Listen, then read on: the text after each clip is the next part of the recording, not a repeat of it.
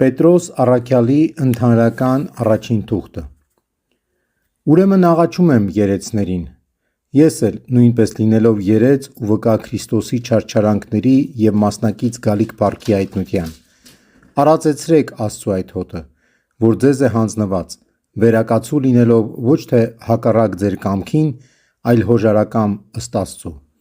ոչ թե շահախնդրությամբ, այլ հոժարությամբ, ոչ թե տիրելով նրանց, որ բաժին են ընկած ձեզ, այլ օրինակ լինելով հոտին,